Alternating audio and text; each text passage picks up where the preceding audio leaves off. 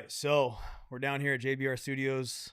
Another episode. This is episode 9 of the JBR Experience. I got a buddy of mine, Rob Wiley. Um, we met in a pretty unique way, Yes, we did. which I'm sure is going to come up in your story Mm-hmm. and kind of your just journey through life. But to kind of give people some backstories, we were intertwined with a good friend of mine, Chip. You know, Mm-hmm. him and I go way back when I was on recruiting duty. You guys were essentially in rehab together, Yeah. in a center. Yep. And that's how you guys met. And you created like a support group afterwards, right? Yep.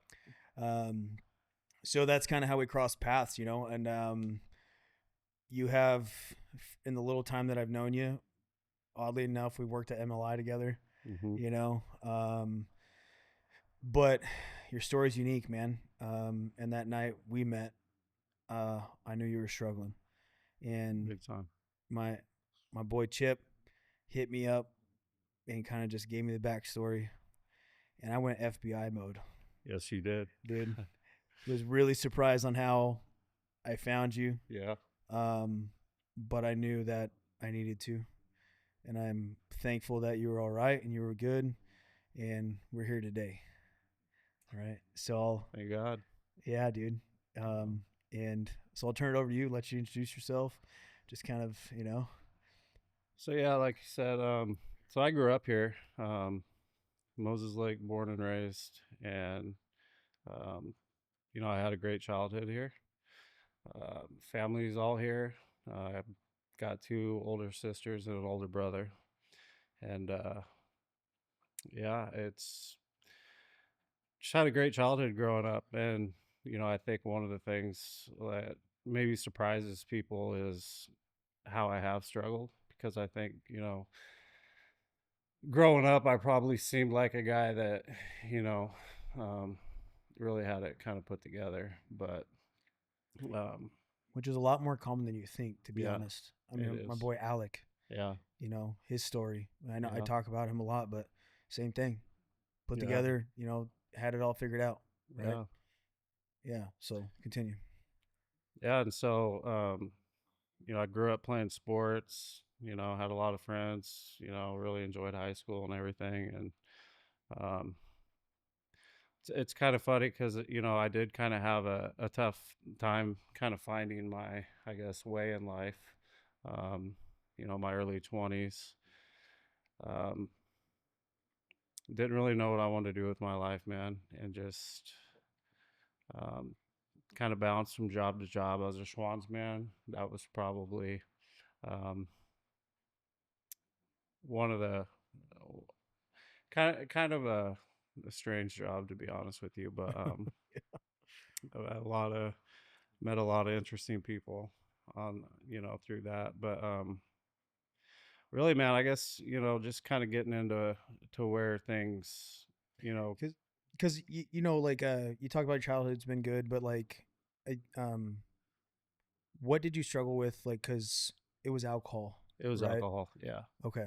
Yeah. So I guess the one question I always ask individuals that have been on the podcast, because I've had stories ranging from full blown addiction to and living on the streets and homelessness and like pretty dark times, Yeah. in and out of prison, stuff like that. Mm-hmm. Um, so I always like I guess the one question that I kind of have for um people that have stories like that is Mm-hmm. like, can you pinpoint back to like a certain time, age that Oh yeah. like you really started to notice like that's the moment that really kind of detoured me down the Yeah. path. So for me, I didn't struggle with alcohol. I was married. I had 2 beautiful boys. I worked for the Washington State Department of Corrections. Yeah, yeah, I was a okay. sergeant. Yeah, and how long did you do that? I did that for 10 years. Yeah, well, I So definitely want to dive into that because that's, yeah, dude. yeah, that's a big piece of my story, man. Yeah. But I spent 10 years doing that. I worked at Coyote Ridge, which is in Connell, for 7 years, and then I worked 3 years at the Washington State Penitentiary. Um, But where things really went sideways for me, and I know 100% that you can relate with this, was my dad died. Um, Yeah. Lost him unexpectedly That's where mine was. and Yeah. in 2013. Um, Completely unexpected. My dad was everything to me, bro. He was Your my best best friend. friend, just absolute best friend. Yeah. And up until that point, I was, I guess, what you could call like a normal drinker, bro. I would, Social drinking on the yeah, weekends. yeah, Yeah. hanging out with buddies, Yeah. barbecuing on the weekends, getting our kids together, maybe like once a Nothing. month, even if Nothing out of that, the norm. nothing out of the norm. Yeah. Um, but I always kind of knew when I did drink, I would drink too much. Like, even if it was very infrequent, I'd usually go over the top. I didn't have my first drink until I was 21 years old, but the So first time I ever drank, I blacked out. I was up in Spokane with buddies, and you yeah, just didn't know when to stop. from the very first time. So, Okay. um, but anyways, man, when he died, it was How old were you? so I was 30. Damn, dude, identical. Yeah, Yeah. yeah. My oldest boy at the time was 3, and then Yep. my middle boy Jacob, he was 8 months old, and my dad was a great grandpa to them. Very involved in their lives, and I think that was a lot of the struggle for me. Was like, you know, I felt bad that my boys weren't gonna get to experience them. Like, Oh man, that puts a ball and in my throat, man. That puts a gut in there. Yeah, dude, I know it's exactly what tough. that feels. Yeah. And I honestly, bro, I didn't know how to deal with it. It was such a shock. And If you don't mind me asking, how old was he? What did he pass away from? so he was 64 years old, and Young. I'll just give kind of just a little brief overview. So a year before he passed, he had a heart attack, and it's kind of funny because my dad was the type of guy that he never went to the doctor. He was a smoker, smoked for 45 years, very well known in this town. Owns American Tax Service, and a Wow. lot of people know him and love him. And but anyways, it was right in the middle of tax season, and he was just like sick for like a week straight. And that wasn't really out of the norm because like it's wintertime, and he'd get sick like every year. And I think my brother was sick too at the time, and they worked together, so he just saw it power through it. Yeah. Anyways, my mom was able to convince him to go to the clinic, um, because like he was in rough shape, and Right. he relented. Probably just absolutely did not want to, but he went, and they ran some tests on him, and long story short, he ended up going home, and uh, like as soon as he walked in the door, the clinic was calling him and telling him he needed to get back. He needed to get to the hospital because they found out through his blood work that he was having heart attacks. He had like a series of heart attacks, and he didn't even know he And was he. having them. Oh, damn. So luckily my mom was, because they told him, you can't drive.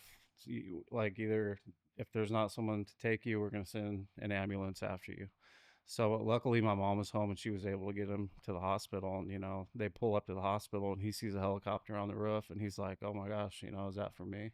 Well, sure enough, it was.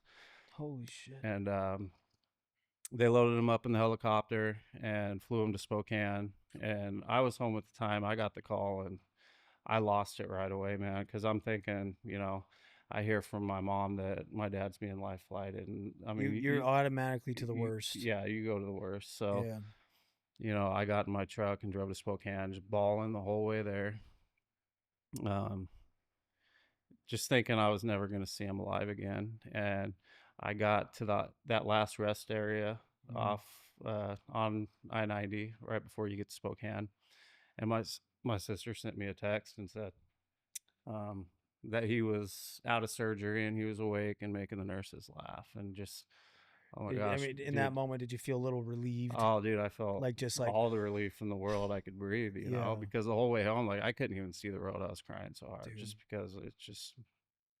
And anyways, I got up there, and got to see him, and we found out a lot of things about his health that obviously we never knew because he never went to the doctor. And Right. um, but he quit smoking that day. He was good after that. Um, Found out, uh, he was dealing with like, diabetes. He never knew he had it. So it just kind of tore his heart up, and, um, but, he survived. And, um, I stayed up there, I think for 2 or 3 days. Cause I told my sisters and brother, I said, I'm not leaving Spokane without him. So, Mm. um, I drove him home after that. And, you know, for him, it was like, I remember him telling me, like, buddy, this is a new lease on life. Like, I'm not ready to go yet. So, like, Holy crap! he stayed on top of his health. He was taking his medications, everything. And, um, It was like a wake up call. Huge, yeah, I mean, a huge wake yeah. up call. And, yeah, it's almost just a little less than a year later was when got the call. I was home with my boys. I worked graveyard at Coyote Ridge at the time. Another heart attack or No, this is when he passed. So, um, get a call from my brother. I'll never forget the time. It was 9:04 p.m. I was getting ready to get my boys to bed. Like I said, I worked graveyard at Coyote Ridge, but I was on my weekend, so I was home. And it wasn't abnormal for my brother to call because I had to commute to work. We lived in Tri-Cities, so, um, I had like a 40-minute commute to work. So usually my brother would call me and we would, catch up and shoot, yeah. shoot the shit or whatever. So I thought nothing of it. I'm just like, oh, I'll get my boys to bed. I'll call him back. He probably forgot it's my weekend. And right after the phone stopped ringing, it rings again and it's my sister.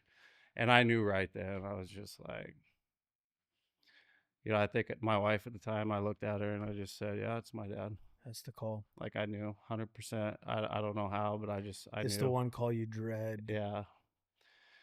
And Yeah. so I answered and, I heard my sister on the other end and she told me what was going on. And, there was ambulances at my parents' house. And, all she said was, all I know is they're working on him. It doesn't look good. They've been there for like 20 or 30 minutes. And, so yeah, dude, I almost felt like in a way like I was back at the prison, dude. It was like an emergent event. So I was kind of put together, which I don't know how I was. I think I still helped put my boys to bed, and then boom, I packed a bag. And, it's kind of funny. One of my childhood best friends called me as I was packing my bag, and, he was like, "Hey, bro, what's going on at your house?" Because his parents still live next door to my mom and dad. Oh. So his mom called him and said, "What's going on at your parents' house?" Um, there's like two ambulances there, my mom said. And I was like, yeah, bro, it's my dad. Um, don't know a whole lot right now. I'm just packing my bag and gonna drive. And he's like, no, you're not gonna drive. I'll be there. Cause he lived in Richland. He works at Hanford. So he didn't live very far from me. And he's like, no, I'm gonna drive you. Where were your parents living in So comparison I'm to you? I'm a base kid. My parents live on the base. Okay. But I you were living at the time. in Pasco. Okay, so you were getting ready to Yeah, yeah, jet here. yep, Okay. And your wife at the time stayed with the boys. yep, And you're coming. Okay. correct, yeah. And, Okay. yeah, so he was like, no, bro, you're not gonna drive. I'll come get you. And he was probably took him, I don't know, maybe 10 or 15 minutes to get there. And right as he pulled up, I walked out my front door, and then my phone buzzed again, and I looked down, and it was a text from my sister, and it just said 3 words, and it's he's with Jesus. And that's what it said. And bro, that every time I tell this story and I talk about that moment of walking out my front door, like even now it's like I'm put right back into that moment. Like it's very hard, to talk about. Um, and in that moment, I also knew that life had just changed. In what that like that's over 10 years ago, Yeah, right? 2013. We're 12 Yeah, years. 12 years And ago. it's still, and that's what's I think fucking sucks about grief, Yeah, man. There's no timeline healing to it. There's no nothing, there's not. I mean, right? everybody's different. It hits everybody differently. So So you say, oh, like, then fast forward to, like, I mean, did you then your buddy, you guys got here into town, Yeah. right? And then The drive the home. proceeds of dealing with Yeah. it. And the drive home sucked. I don't think I said one word. I remember I was sitting in his front seat and my head was between my legs and I And, bawled the whole way and home. you're supposed to go to work that night. I was off that night. Oh, I you was were off. supposed to go to Okay. work the next night. But it's kind of funny you bring work up because it reminds me of, it's almost like, bro, it's hard to say that that something's coming, but it's like I knew it was coming because I remember the week before that I'd taken like a couple 3-day weekends in a row, and my lieutenant, I was a sergeant, so my supervisor, my lieutenant, was giving me crap about like, why are you taking so much time off? And I remember I looked at him and I said, because I'd spent the previous 2 weekends here in Moses hanging out with my parents, and um, like we were doing like just letting my kids swim and stuff. But I just told him, I said, well, I don't think I have my dad here much longer, and Yeah. I'm gonna take as much time like with him as I can. And I think it was a foot in his mouth moment. He felt like crap. And then when I had to call him later that night, I was like, hey, Joe, I'm gonna be off. My dad passed. And he was just like, how did you know? Like, how did you call that? And I was like, I don't know. I Just just knew, bro. um, It's crazy. But so that kind of uh, was, and then at that moment, I mean, you're dealing with grief. You've just lost your best friend, your dad. Um, I know exactly what that feels like. yeah, Um, and then so you picked up alcohol to kind of numb the pain. 100%. Yeah. Um, Said goodbye to him that night when we got here. Um, we all went down to the morgue together, and Did you see him? I saw him. Yeah. Fuck. Um, we Do you go do you do you regret that, Not at all, bro. or did that bring like some sort of like closure to that, or did I don't think it so much brought closure, but I think that had I not seen him, I think I would have regretted it, forever. I don't know. Like, I think the last time I saw him alive, he was asleep. I didn't really get to tell him anything, but I do think, you know, seeing him, even though he was gone. God, dude, that, oh my God, that like what's a fuck, man. I Yeah. And, uh, we went to the morgue. My mom, she was having a really hard time, so we didn't stay in there long. And my sister was like, we need to go, and I was like, I'm not ready to go yet. I'm gonna say goodbye to him, and this is where it gets hard because like it was just me and him, and I told him I was sorry for what happened to him. Um, Long story short, we found out from the coroner the next day. They did an autopsy, and he had lung cancer, and basically, um, the tumor had grown on an artery and kind of overtaken the artery, and he passed away in the bathroom. But I told him, because it had to have just been so scary for him in those last 10, 15 seconds of his life. He didn't know what was happening to him, and he was just gone. So I was like, Dad, I'm so sorry that this happened to you, and I'm gonna be the best man I can be the best dad I can be. I'm gonna make you proud. And I spent the next 12 years doing anything but that.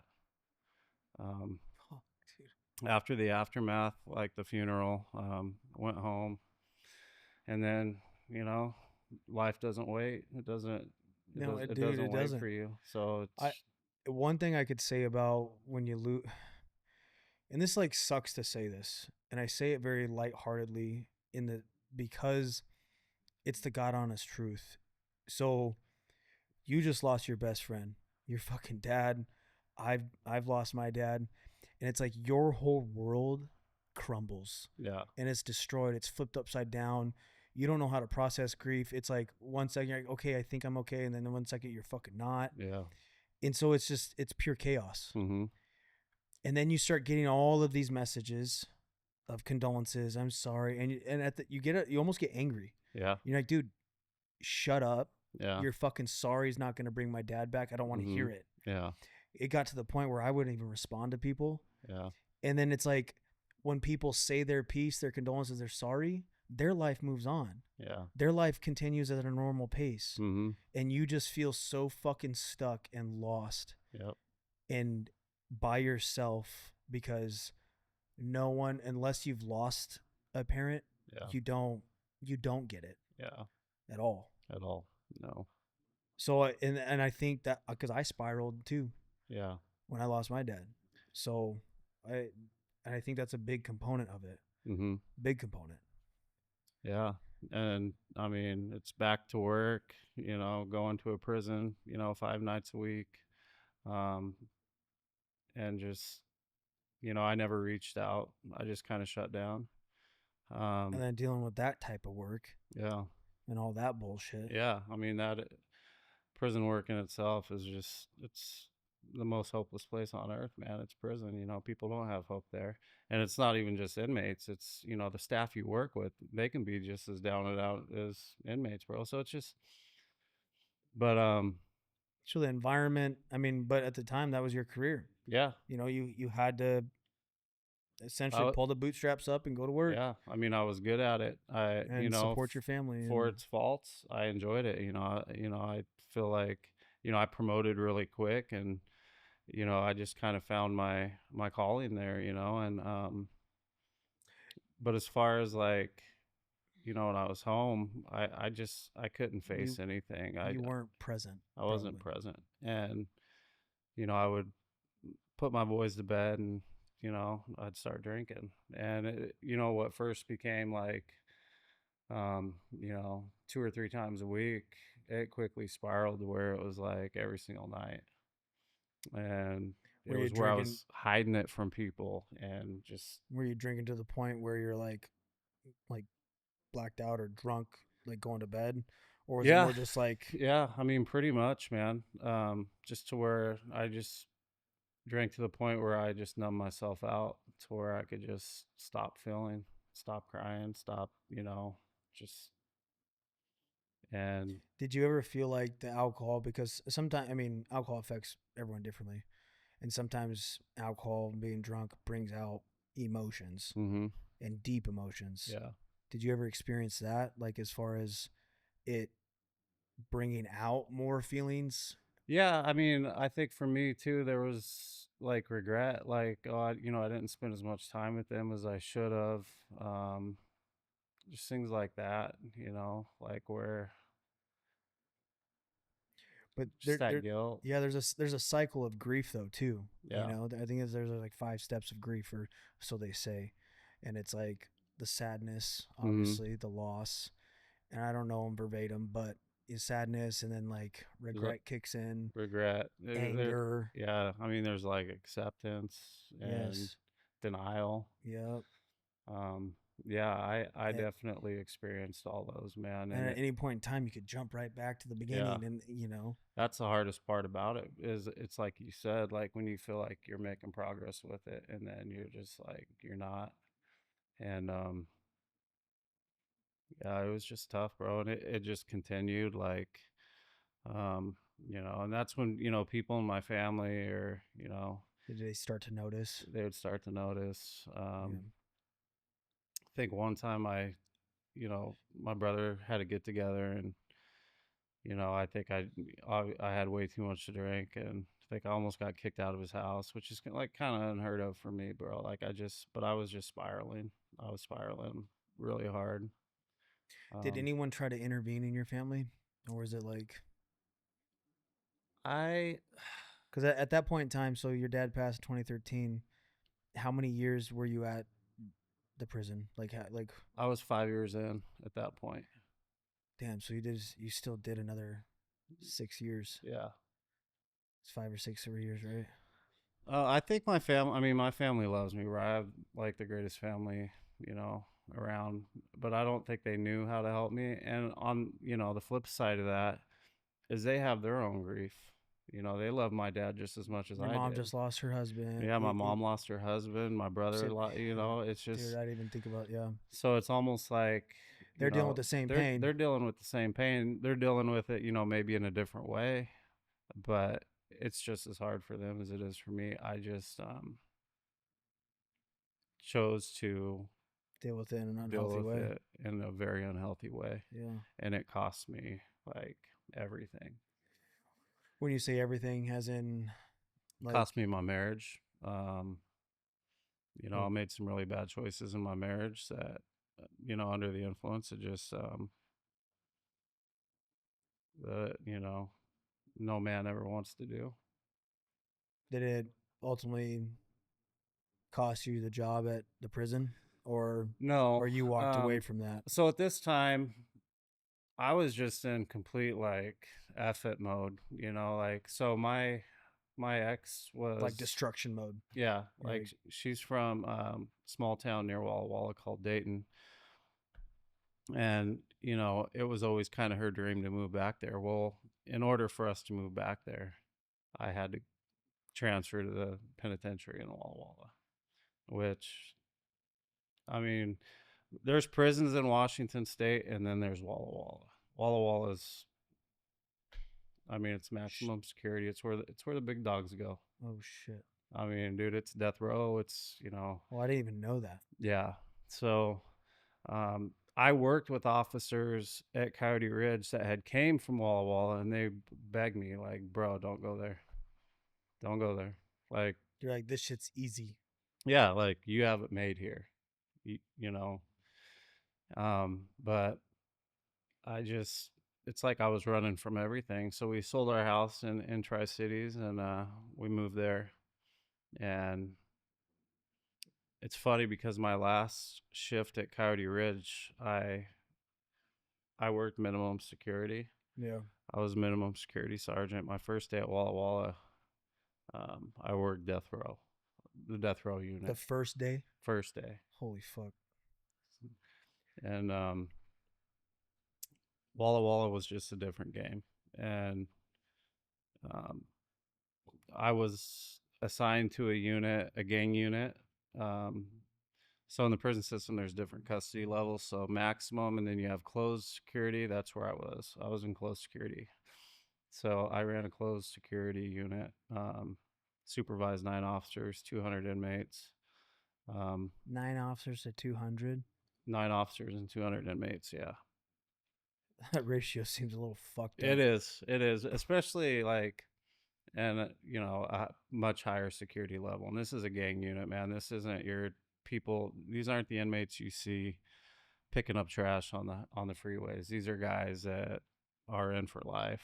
I think half of my unit was guys that were on life sentences. Holy shit.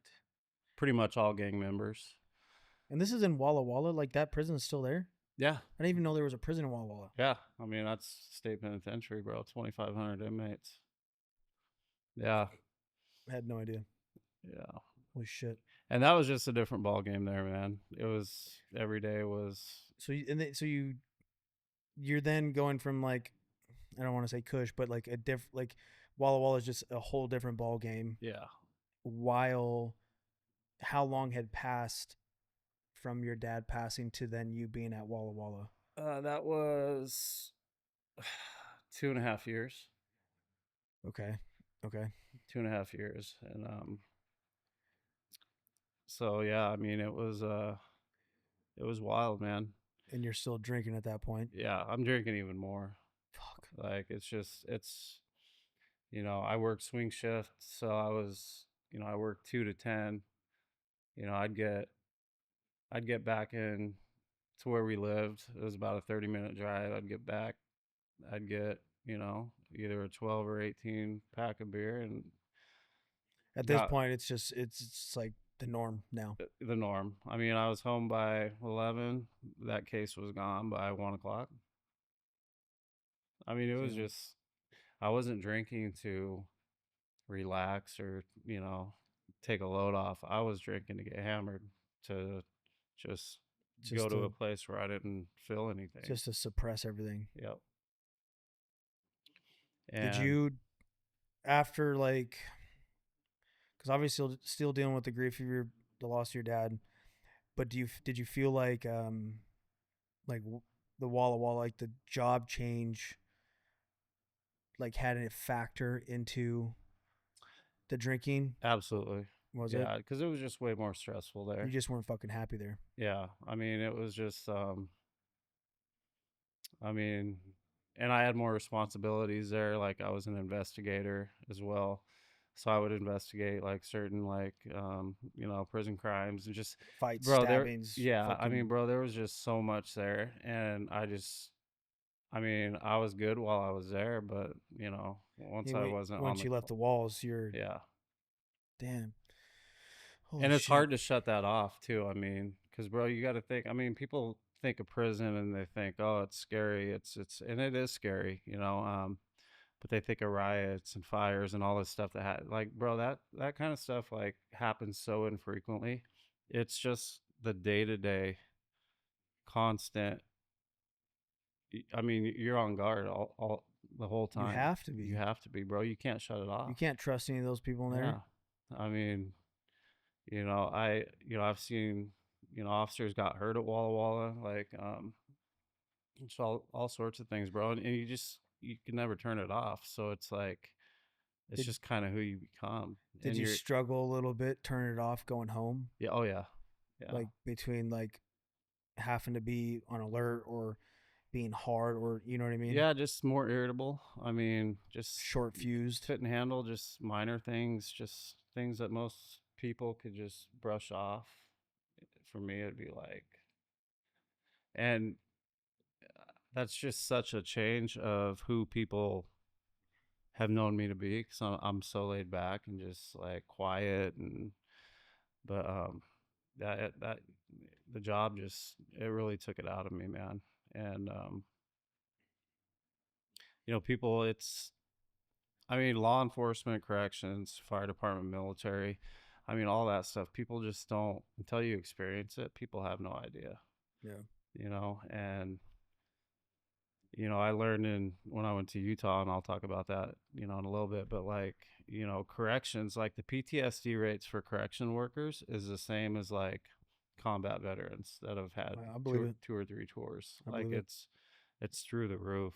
And but the public, it's like, you see someone that commits a crime, and you write a comment on Facebook like, lock them up and throw away the key. Well, that's true, but there's someone that's got to deal with them, and it's corrections workers, and Yeah. it's kind of like there's not a whole lot of support. And it's the same thing with military members, Yeah. coming back from, Yeah. it's just kind of forgotten about. Right. So So then did you finish out your career as a corrections officer in Walla Walla? I did, yeah. So So fast forward another what? another couple of years, I was just at that point where I was just so burnt out, man. And I was just, you know, I'm 38 years old at that point, and I'm just like, man, I'm still young enough to do something else. And But um, fuck, man, you had what I had 10 years in, 10 years bro. invested, man. That's And crazy. at that 10-year mark, it's, it's kind of like where it's,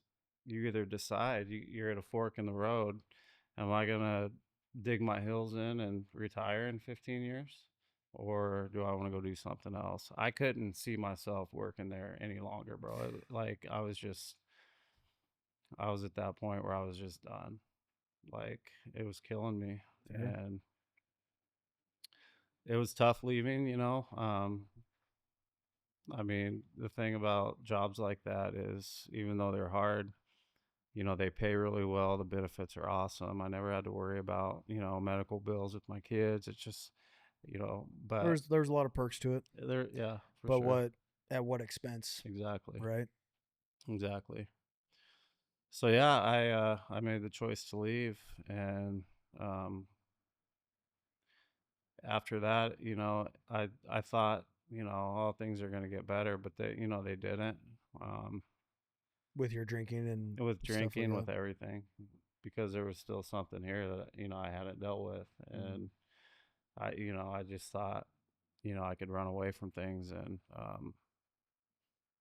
I got hired the startup company. It was actually a pulp mill.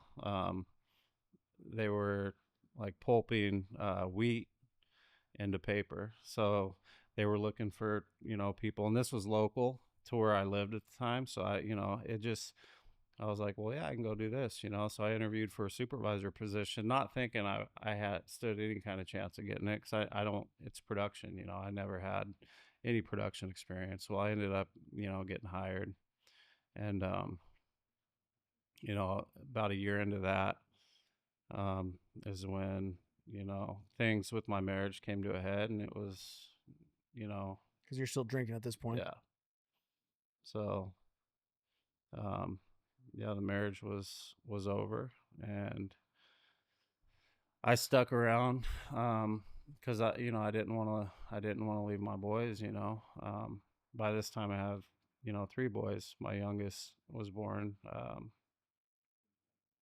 and yeah, but I was just, I was getting worse, man. I was drinking, every night. I was driving drunk. I was just, Oh shit! yeah.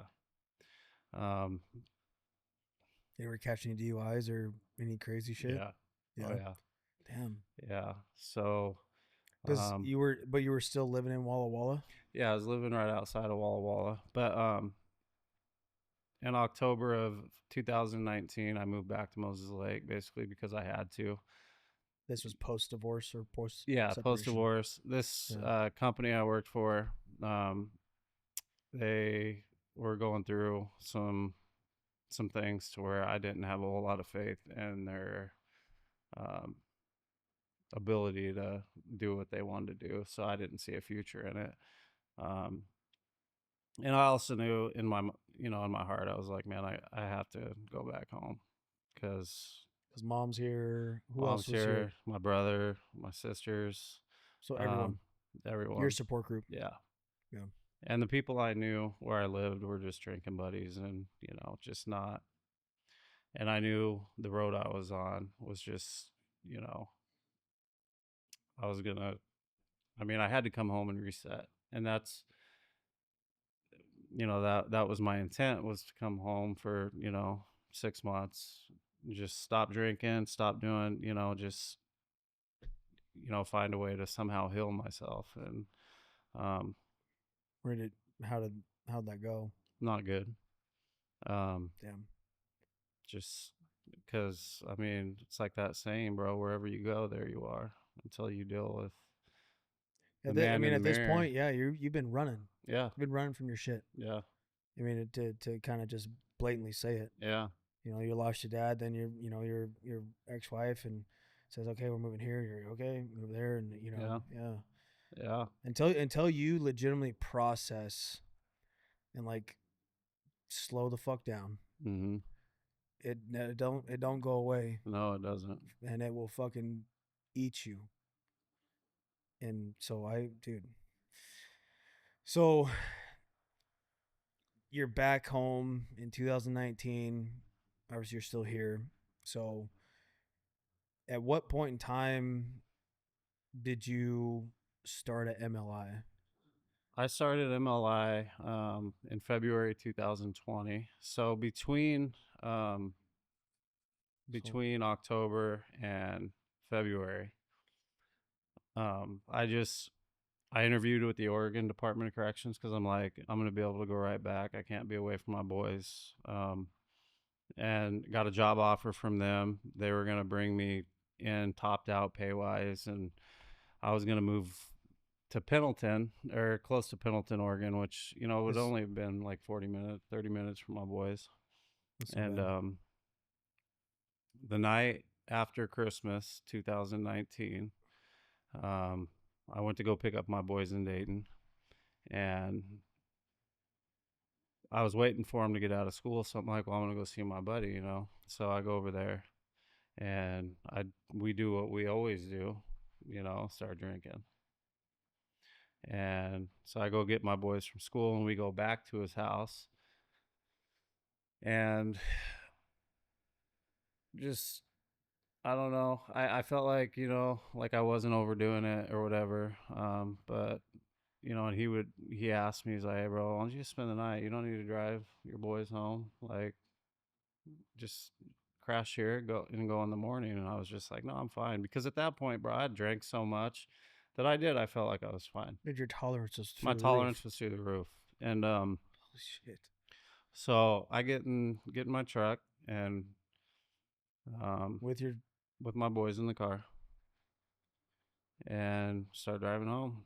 And like I said, felt like I was fine 100%, bro. And we get all the way back here, and we're passing Home Depot right there on 17, mm, and I get lit up by state troopers. And I'm not even worried, honestly, because I feel like I'm fine. They asked me if I had anything to drink, and I was honest, bro. I didn't lie to them. I told them yes, and did a field sobriety test. Felt like I did just fine.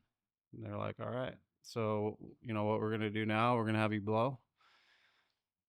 And I blew, and Stater just kind of looks at me, because before this, we kind of talked, and they knew I'd worked at the prison and this and that, and they were super nice, and I was nice with them, right.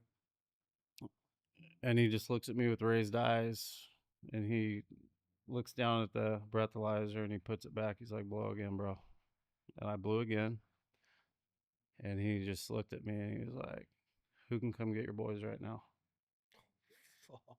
And so I was like, "Well, my mom, she only lives about a mile away." So I called her, and it's like my mom wasn't even surprised. She was just like, "All right, be right there." What'd you blow? I blew like a .14. So I mean, bro, I was over What the by a decent double? amount. Yeah, almost double. And so right after I called my mom, my boys are still in the truck, and watching like hawks, especially my oldest boy. He's in the front seat, and they told me to turn around and put my hands behind my back, and God they cuffed damn. me, and they said, "Rob, we're sorry to do this, but you're under arrest for driving under the influence." And And what year was this? this 2020? was this was the December 26th, 2019, so So that the end day of that after year. Christmas. And so they drove me to the station here in Moses Lake, and like I said, man, they were super super nice to me. I they're like, "So why are you out doing this? You were a sergeant at the prison. Like, what are you doing?" I told them, like about the divorce, and just being away from my boys, and it was killing me, and just um Yeah. and they were just like, "Well, this isn't the way, right?" And I was like, "Yeah."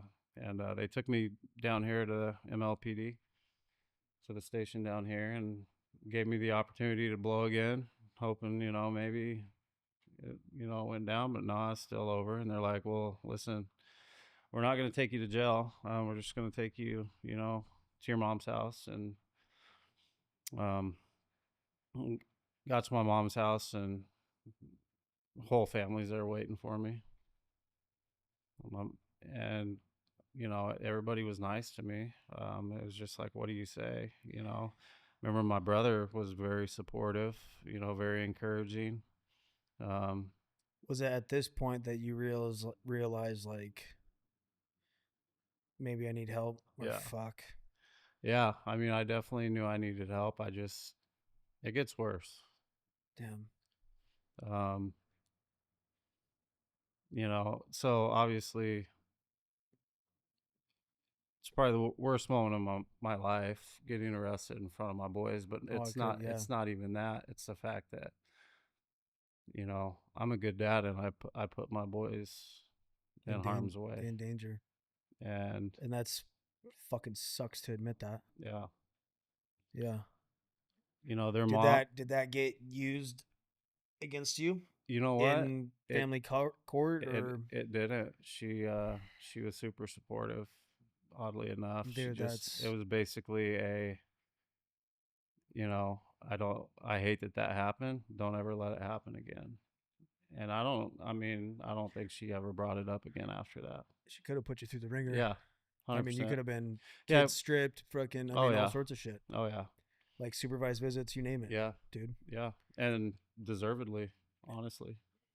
Um, and then, bro, 2 weeks later, so I got a call from my ex's lawyer that was pretty tough to handle. And by this point, my mom was like, you're staying here, but you can't drink here. So What I, was the call from the lawyer? it was just divorce stuff, just things that like I didn't want to hear as far as like, What the next steps were, yeah, yeah, proceedings, how just, we're doing shit, what yeah, she wants. yeah. Yeah. Um, and so I got that call and I just, when I'm under duress, what do? I drink. So I went and parked went and got beer, went and parked about 100 yards from my mom's house, started drinking in my truck. And I don't know, probably for at least a couple hours. Um, and I'm just on a side street in the base, so I think I'm safe, right? Well, look up in my rear view and there's cop lights. Dude, what? And And it was were your keys in the ignition? they were not in the ignition, but I had them in my pocket, and that's all you need. They don't care. So the cop comes up to my window and asked me, what's going on, and I pled with him. I'm like, bro, I'm not even driving. Like, just, this can't happen again. And then he goes back to his rig, and then two more cop cars pull up, and lo and behold, it was the same two staters that pulled me over Oh, 2 weeks prior to that. oh, fuck. And so when I see them, the one guy, he just looked at me with pity, like just, he just threw his hands up, like, what are you doing, dude? Like, how can you do this? Like, Yeah. um, and I remember I felt nothing, dude. Like I was so checked out at that point where like I just looked at him and I said, I got out of my truck, put my hands behind my back, and I said, take me to jail. And he was like, yeah, that's where you're going. And I was like, yeah. God damn, dude. So I drove over there. They drove me over there. I got processed into the Grant County Jail, and they put me in a holding cell. And you want to talk about? I mean, bro, I was in that jail cell, and in my mind, I'm thinking I was just on the other side of this door, and Yeah. now I'm in here. Yeah. Um, Like roles reversed. yeah, and they gave me a orange jumpsuit, and it was about three sizes too small. I mean, I'm a tall guy, 6'5". I think it came up to like right here. I just looked absolutely ridiculous, bro. Like almost in a comical way. Just like the shower shoes they gave me, my toes were hanging off of them, and I'm in this holding cell. And I knew I was going to be there for a minute. I probably at least a night, maybe two. So I asked the officers there. I was like, "Hey, can you guys get me out to a pod? I don't want to be in this holding cell, man. It's loud. It's where they're bringing in people off the streets. People Yeah. are screaming. It's like, and they're like, no, man, we can't take you to the pod." And I was like, and Yeah. I knew why. I was like, he was like, well, because of where you used to work, we're not going to let you out with inmates. Someone recognizes you. We're Oh shit. that's liability at that point, I didn't even right? think about that. And I'm just like, I don't care. Put me out there, dude. Like, no one's gonna mess with me, like, but they wouldn't. Right. So, I slept all night. And then I had court the next morning, and the judge was actually, she was very nice, but she was like, 2 DUIs in 2 weeks. She's like, that's something I've never seen on this bench. And she was like, I can appreciate the fact that, you're going through a lot, but that's that's unheard of. So she set my bell, and it wasn't super high, but and then she told me, once you're out of here, you're gonna submit to alcohol monitoring. So, which meant for 24 hours, every 3 hours I had to blow. I had a handheld device I had to blow in every 3 hours. Mm-hmm. But my family came. My mom and sisters and brother came to visit me. The second night I was in there, and when I walked through, they saw me through the glass, and they all lost it. Um, and I sat down, and they're just like, I mean, what do you say at that point? Um, Dude. they didn't know what to say. And then Yeah. my mom, I have the greatest mom on the planet, man. She's salt of the earth, and she looked at me and she's like, I'm not bailing you out. Fuck. And I was just like, what do you mean? Like, I'm not a criminal. Like, get me out, and It's part of that probably tough love. Like, hey, tough do you love. fucking Like, need this shit? yeah, Like, this is gonna like be. this is where you need to be right now. Yeah, this is the wake up call, buddy. Yeah. Yeah. And I remember I was pissed off. I was pissed off, but I understood it. Like, if those two things can happen at once, I was pissed, but I respected it. And I went back to the cell and um, asked the officers for a Bible, and just. So the next night, I think my brother told my mom, like, if you don't go get them, I will. And so Mm-hmm. I got bailed out the next night. Um, After that, So, and that was still the end of December, or that was like pretty much or the new year, that would have been January of 20. Yep, January of 20. Got you. So, 2 DUIs on your record. Yeah, Fuck, the dude. Oregon DOC job offer was gone. Gone. They emailed me, and they said, we would love to have you, but it's pretty clear at this point that's not something you're ready for. We wish you the best, Damn. and get in touch with us in the future if things get better for you. And so right there, I'm not getting back to my boys anytime soon. And I was like, okay, now it's time to find a job. So, I applied at MLI. I went to school with a lot of those guys out there, Danny Pryor. Yeah. And I didn't even tell them about the DUIs because I was just like, I'm not going to get hired if they know. But they do background checks, so they knew anyways. But I started working out there in February, so the month following the arrest. Right. And I mean, it actually went pretty well. I was into forced sobriety because I had to blow. I had a parole officer I had to check in with once a week, and every time that I would submit, breathalyzer, it would they knew if I was sober or not sober. So I had to do that for a year because this was right around the time that COVID hit.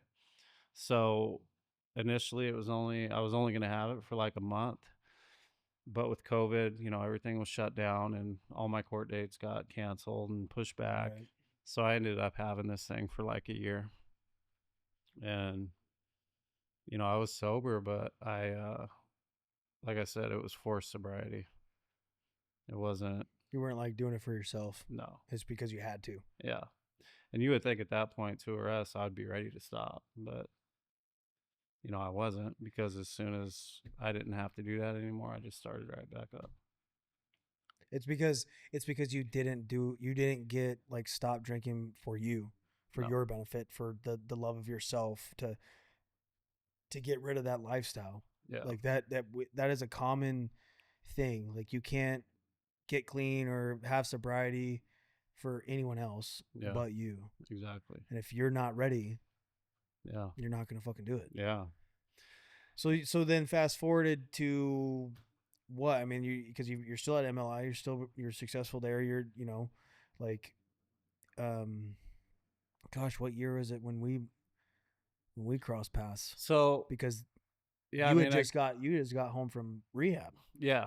So I guess to just kind of fast forward, like I was at MLI, and it was for some a years, good and job, and everything was good on the job front. But like I was back to drinking every single day, um, and just basically for 3 years, and this past February, or not this past February, but February of 2024, I reached out to um, my brother-in-law, who is a captain with MLPD, and I was like, "Bro, I need help.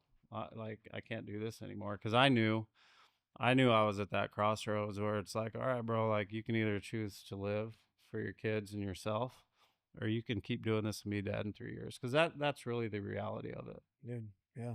Like 100%. Like If you're I driving was, anymore drunk, or it yeah, takes one fucking second, one yeah, moment, or just just drinking so much that like liver failure. organ shut down. Dude, Like, yeah, bro, it was at that point. Like, and I was just very unhealthy, and I just knew at that point, like, I have to do something. right. And so he found a place in Utah, right outside of Salt Lake City, Utah, that it's a treatment center that specializes in PTSD, trauma, um, kind of like secondary as substance stuff like alcohol, And that's drugs. where you met Chip. Yeah. Yeah. So I flew down there,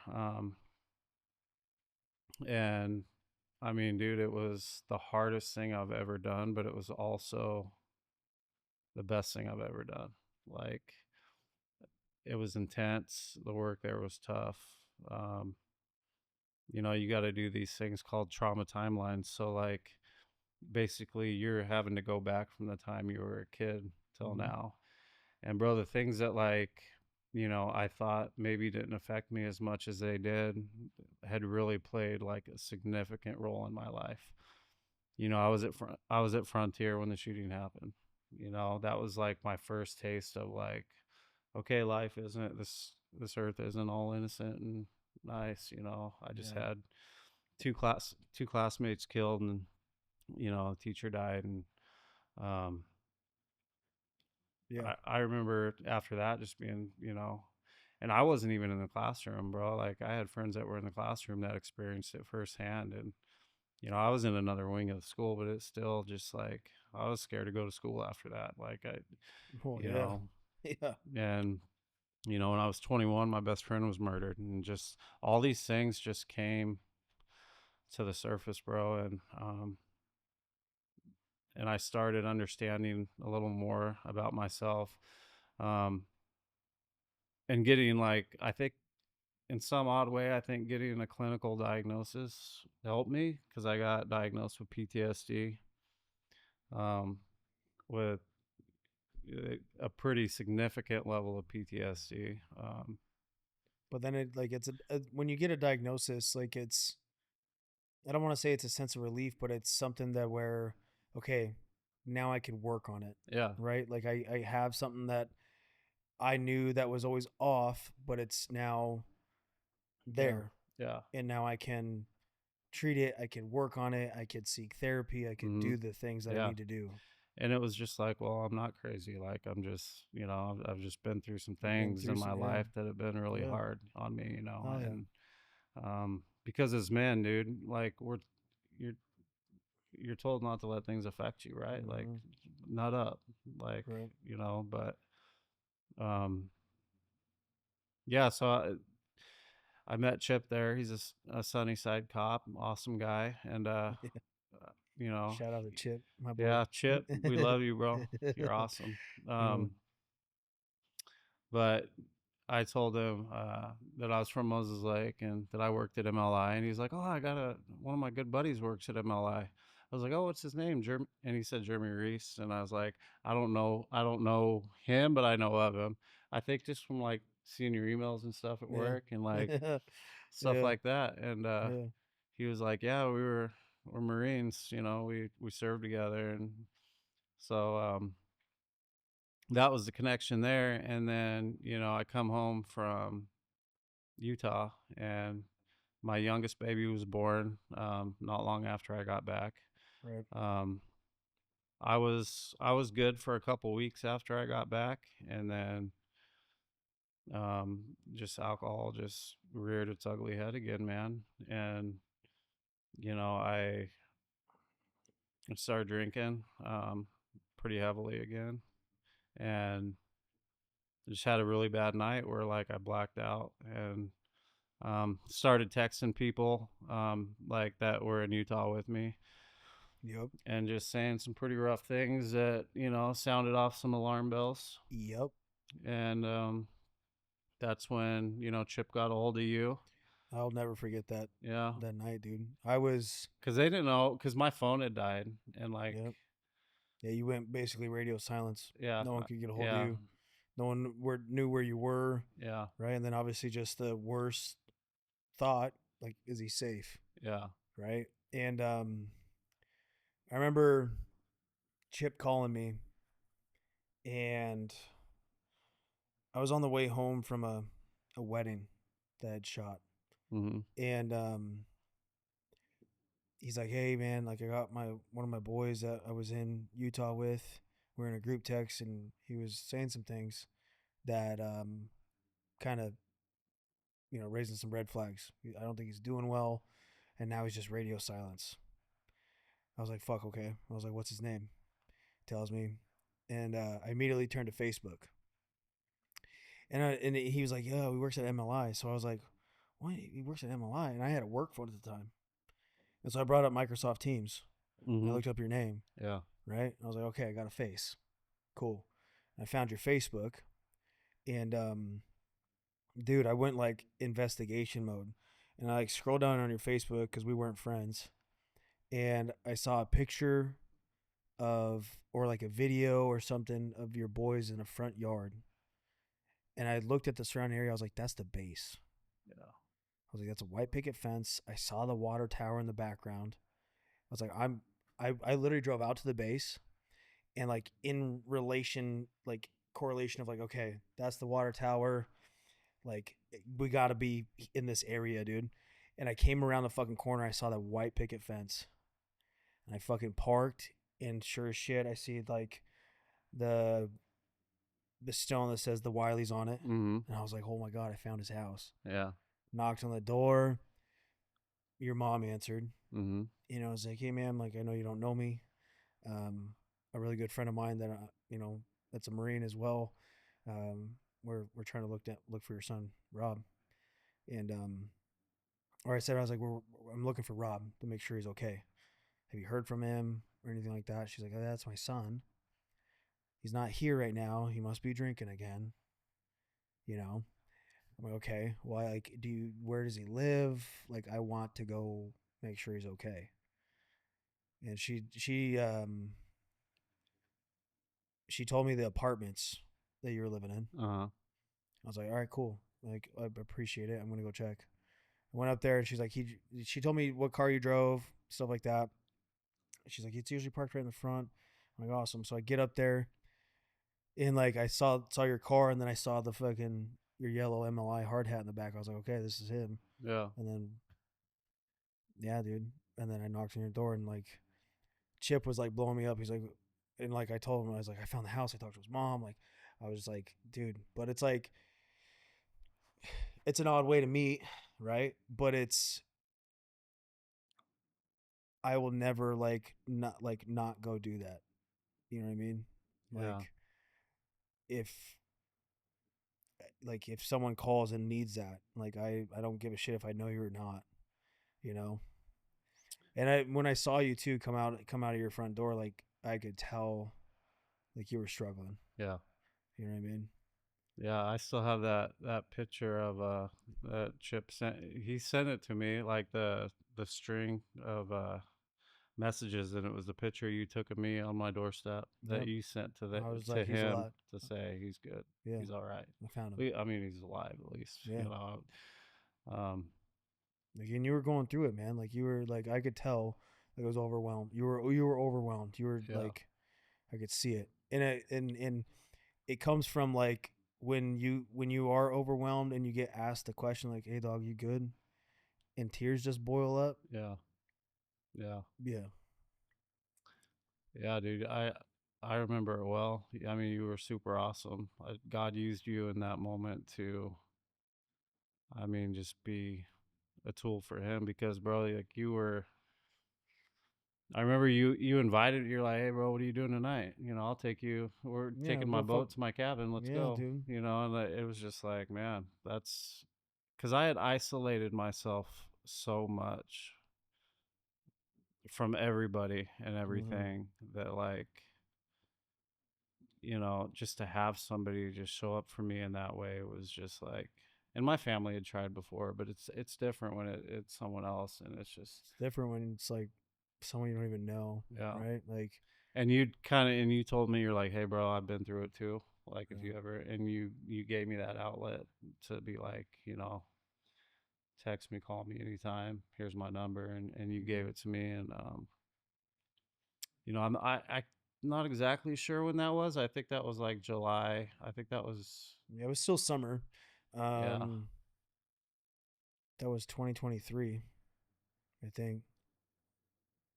It would have been, no, it was last year, bro. Was It it would have been 24? 2024, yeah, because that next month, um, I got super hammered on August 15th of last summer. And then I just remember I was in the bathroom and like just I looked in the mirror and something just hit me, bro. Like I was just like, I can't do it anymore. I knew in that moment, I was just like, That was a moment that you were ready. yeah, Yeah. not for anyone else. Yeah. Um, it was the first time in a long time because, bro, I had developed, by that point, I had developed so much self hatred for myself, Mm-hmm. for the things that I had done, that I had let alcohol walk into my life and just strip me of everything. Like, because I did not deal with alcohol was a symptom of my problem, but I didn't deal with the roots, and it was like the first time. And I don't know how long, bro, where like I looked in the mirror. And when I was in Utah, one of the things I did, this wasn't even like an assignment that they assigned to us. It was just something in the book, and I saw it. And I was sitting in my room one night, and it was write a letter to 12-year-old you. And I remember I did that, and I was just bawling the whole time I wrote it. And that was like the first time in a long time that I had any real emotion. But Yeah. writing a letter to your 12-year-old self, man, it was because I was so sorry to that kid. Well, dude, and you even said it in the beginning, right? You said the statement to the effect of when you're saying goodbye to your dad, right? Yeah. You said, "I'm gonna make you proud. I'm gonna do the best I can. I'm gonna, all these things." Mm-hmm. And then you said, following that, I spent the next 12 years doing the exact opposite. Yep. That's, dude. That, fuck, man. That's like, yeah, dude. That's deep, man. So since then, So since then, bro, like, haven't yeah, touched it. Haven't touched alcohol. I have not touched alcohol, bro. Because when I looked in the mirror that day, for the first time in so long, bro, I felt just the tightest, smallest bit of sympathy towards the dude looking back at me. Instead of pure hatred, I Mm-hmm. saw that 12-year-old boy, maybe, Yeah. in that letter I wrote. And I just knew when I felt just that smallest bit of like just that sympathy that like, okay, bro, you've been through it, you've put yourself through it, you've put a lot of people through it, but you're still worth saving. Yeah. But it has to happen right now. Yeah. I knew in that moment, like, bro, it had to happen that day. There couldn't be no like, oh, okay, well, I'll do it next month. I'll do it next yeah, week. like, oh, I'll just pick a date and stop. No, like I knew that. I knew that second I was done. Yeah. And that was 356 days ago, bro. I'm Damn. coming up on a year, That's and awesome, bro. um, Well, the 12th. it'd be the 16th would Okay. be is my 1 year. Today's the 7th. And So yeah, bro, dude, it's been it's the amazing. greatest thing. Like I was, You look better, bro. yeah. Like I mean, you know what I'm saying? I've lost like 70 pounds, Yeah, bro. dude. Like You fuck. know, I got my blood work done before I went to Utah. It was terrible. Like, dude, it was bad. My blood pressure was through the roof. They're like, you know, they knew I was a drinker and like, you need to Mm-hmm. stop. Well, yeah, I got my blood work done a couple weeks ago, and they're like, bro, you got the blood work of a 25-year-old healthy dude. Blood pressure's everything's perfect. You know, alcohol was Was straight up was killing was me. straight was slowly killing you. Yeah, 100%. And Damn, dude. I mean, how does that feel though? Like to say that out loud, dude. How does that fucking feel? it feels like, Like, do you finally feel like you're making your dad proud? yeah, I do. Um, Yeah. because you know my three boys, you know, from my marriage, bro, they're coming into some very formidable years, and they've seen me go through hell, Mm-hmm. and they've stood behind me through it all. Like my boys, I'm very close with my boys. I don't lie to them. I tell them straight up. Um, but just knowing that they can finally look at me and trust what they see. That dad's not like, you know, we're here with dad, but oh, he slipped into the room because he's hiding alcohol and he's drinking. Like, um, That in itself, bro, yeah, is like, because as a dad, man, you want to be the role model. You want to be the image that your boys look up yeah, to, yeah, right? You want like, I got two boys and two girls, you know, and I remember going through all my shit. Like I just that is in the back of your mind. Like yeah, fuck, man. Like what are they gonna think of me? yeah, You know, like they think they're gonna look at me like a failure. You yeah. know, but then when you come out on top of it Mm-hmm. and you get better and you're like and you could show that, Yeah, it really shows your kids that like, hey, life fucking happens sometimes, yeah, dude. Like, but you're not gonna let it fucking stop you. exactly. You know, no matter how long that takes. Mm-hmm. Yeah, I mean yours. Look how long it took, right? It took a long time. Yeah. So that's commendable, man. Like I'm proud of you, dude. Like from the difference of when I saw you on your porch to now, you're a completely different man, Yeah, dude. So and bro, I will say like, um, that's God. yeah. You know, because you know when I stopped drinking that day, I prayed and I asked for God to remove the desire to drink away from me. There's a different way. Like there has to be a different way, but just take that desire away. And I can honestly say, bro, I don't have any desire to drink. I don't for the first time in, you know, a long time. I see what it's cost me and the people it's hurt. Um, because I mean, I was a piece of shit. And I hate to say it like that because, you know, But that's dude, but recognizing that that's okay to fucking say, bro. yeah, Like you could say that because you're healed. yeah, I dude, I could look back on all my I was fucking unstable, crazy, and caused so much chaos in my ex-wife's life, in my kids' lives, in everyone around me. yeah, Self-inflicted wounds, yeah, 100%. yeah, So I get it. But to be able to say that with your chest and proudly admit it, yeah, I mean, I don't want to say proudly, but admit it and accept it is fucking yeah, commendable, man.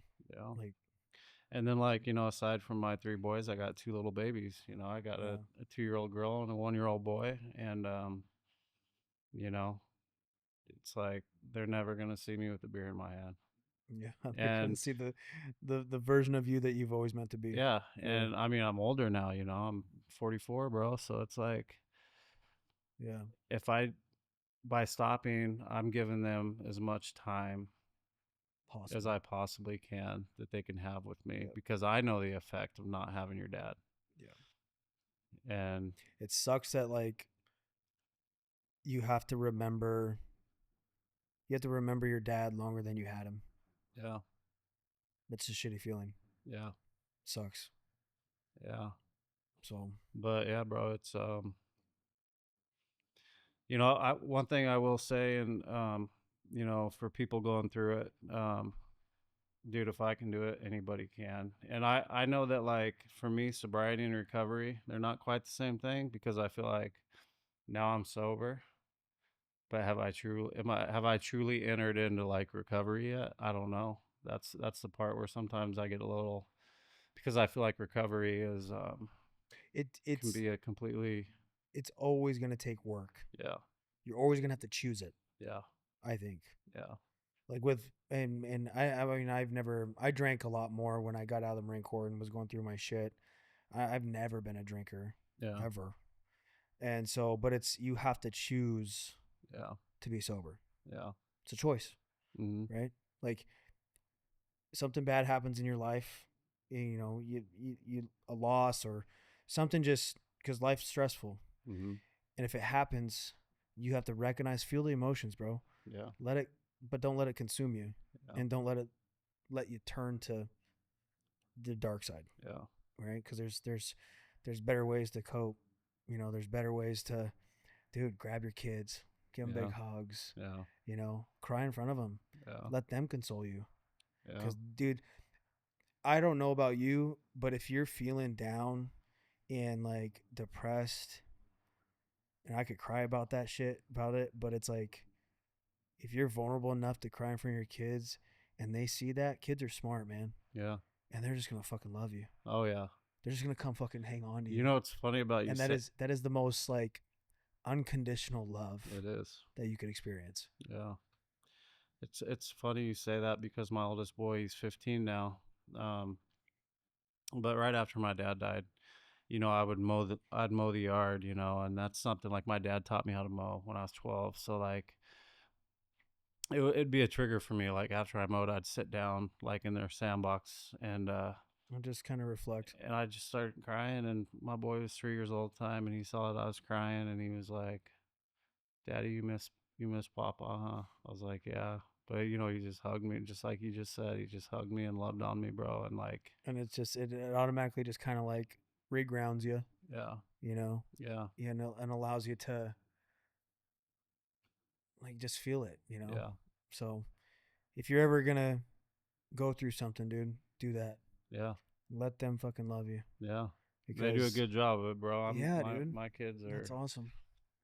just, yeah. I've cried in front of them many times, Yeah, and and that's okay, yeah, dude. That's it okay. is. It shows them it's okay. It's okay, and it's teaching your boys. I think one of the most important lessons in life that you could be tough, you could be rigid, you Yeah, could deal with shit as a yeah, man, yeah, but at the same time, being in tune with your emotions and learning how to deal with them, yeah, and not just mask everything with fucking anger yeah, that we got taught growing up. yeah, That dude, feel that shit, let it out, yeah. bro. Cause that is the healthiest way to deal with it. Mm-hmm. Cause I was raised the same way. My dad was a hard ass. He was an Air Force veteran. Like he just like my whole childhood was like strict, Yeah, you know. But I had a good childhood. But it's at the same time like my dad was at a point where it's like drip dry before you step in my boat that's on the water yeah, type shit. yeah, You know what I yeah, mean? yeah. Like so it's refreshing to hear you say that, you know, because it's important Mm-hmm. as you're raising young men. It's important to show them that it's okay to be vulnerable. It's okay to fucking cry. Bro, especially like, you know, in the world that they're growing up in. Yeah, 100%. And like Yeah, I feel like especially since COVID, things are just so different, and I hate yeah, COVID. I think it was all, you know, bullshit. Oh, But that's a whole fucking different whole kick that different can down topic. the road, buddy. Yeah, kick it way down the road. But it's just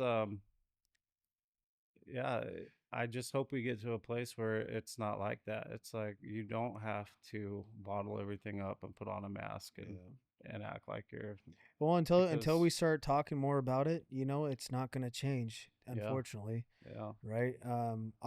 I feel like there's been a big shift towards the better with yeah. that type of stuff. I do as well. You know, We're headed in the right direction. Yeah, it's slow, but nonetheless, man, hearing your story from start to finish, because I just kind of we crossed paths at the end of it. Yeah. Right towards the tail end of it. I'm thankful that I was able like that day happened. And so you've been through it, man. Yeah. You've been through a lot, and it wasn't just a year spell either. No, it was a decade. Right. It was a solid decade of just. Which really brings me to the this just jogs a fucking point is don't people tend to just think that you could just the storm's just gonna last a month or a year or they say well, it's been 3 fucking years and I still feel the same way. And Yeah. Exactly. You Exactly. have to a decade, bro. Yeah. That is a significant amount of time. It is. And it took a decade for you to do it for yourself. Mm-hmm. And I think that's fucking really important to say. Yeah. Because you can't. It's a decade of storms, bro. Yeah. That fucking flash storm that came in today? Yeah. That was an instant, right? Yeah. And then it turned into a gorgeous fucking day. Yeah, my boys are in the pool right now. Which was crazy. Yeah. But life's not like that. It's not. You will get that storm that is intense and you feel like you're fucking drowning. Mm-hmm. And it may last a decade. Yep. And that's okay. Because you're here, you're the best version of yourself, and it's fucking pretty dope to see. Yeah, I'm really excited, man, to just because it's like I didn't know who I was without alcohol. I'm excited to see who I am. You got a whole new identity, bro. Bro, it's like a fresh slate. It is, bro. It is. And the alcohol doesn't control you anymore. No. Right? No. I don't think it's ever gonna go away. It'll still be back there. Yeah, there's those just random football game or yeah. But you're in control. Yeah, but I'm think about it and nope. Yeah. No, thank you. Well, I will say that I'm proud of you, bro. I appreciate it, man. I'm proud of for whatever it's worth, right? I'm younger, I get it, but I'm proud of the choices you've made for yourself and for your kids, the betterment of your health in your life. It's a success story, bro. It's getting there. It's before where I looked up at my mountain, but I was in addiction, and then and I couldn't even begin to start climbing because I couldn't see where to grab. Being sober, now I can see where to grab and start climbing myself out, and that's how I kind of explain it to people. It's like I'm not there yet. I'm a long ways away, You're working. But at the same time, I can see where to start grabbing now, and I can start climbing out. And that's important because it's just moving every day. 100%. Oh shit, man. That's episode 9 in the books, dude. I appreciate you coming out. Yeah. And being on the show. I like sharing my story because it. You never know who it's gonna reach, bro. It's that, and it also I'm big in accountability, and it keeps me accountable to myself too. Yeah, because now people are gonna know your story. Yeah. Right, and strangers are gonna know. Well, the podcast is not massive. It's not huge. It's not like millions of followers or anything like that. But it's enough to where people are listening. Yeah. And they see you out in town or they hear your name or whatever, they're going to want to hear positive things. They're going to want to continue to hear your success. Yeah. Right? So I love being here. Oh yeah, man. Well, appreciate you. That's episode 9 in the books. Mr. Rob, my boy. And yeah, dude. And Chip, one last shout out to Chip. Chip, my boy. We love you, dog. Yeah, dog. We love you, man. I need to get that motherfucker on here. We do. Yeah, dude. Yeah. He would be an awesome guest. He Yeah. he still texts me all the time like, "Hey, we need to get together. We need to I was just talking to him hard a few days ago. Yeah. Yeah, a few days ago. He shot me a text and stuff. Awesome guy. Love that dude. But yeah, nonetheless, that's episode down in the books, man. Right. We'll tune in next week for double digits. There you go. Episode 10, man. There. All right. All right. Later.